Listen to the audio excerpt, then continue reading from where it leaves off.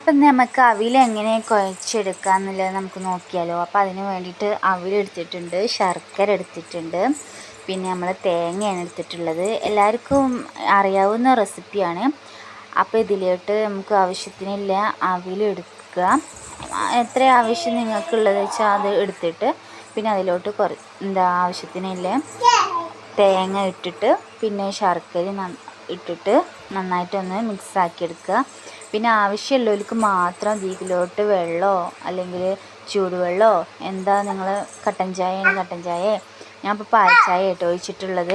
അപ്പം നന്നായിട്ട് പാൽ ചായ ഒഴിച്ചിട്ട് അത് നന്നായിട്ട് മിക്സാക്കി എടുക്കാം.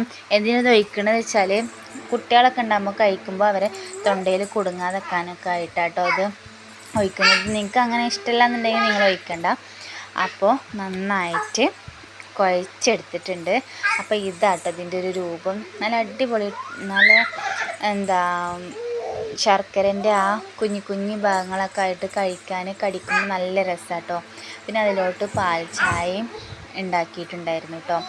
അപ്പോൾ പാൽ ചായ ഉണ്ടാക്കി അവിൽ കുഴച്ചതും നല്ല കോമ്പിനേഷൻ ആയിരുന്നു. ഞങ്ങൾക്ക് വൈകുന്നേരത്ത് ചായക്കടി ഇതായിരുന്നു കേട്ടോ.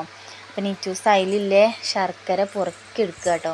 അപ്പോൾ എത്രയുള്ള വീഡിയോ ഇഷ്ടമായെങ്കിൽ ലൈക്ക് ചെയ്യുക, ഷെയർ ചെയ്യുക, സബ്സ്ക്രൈബ് ചെയ്യുക. ടാറ്റാ.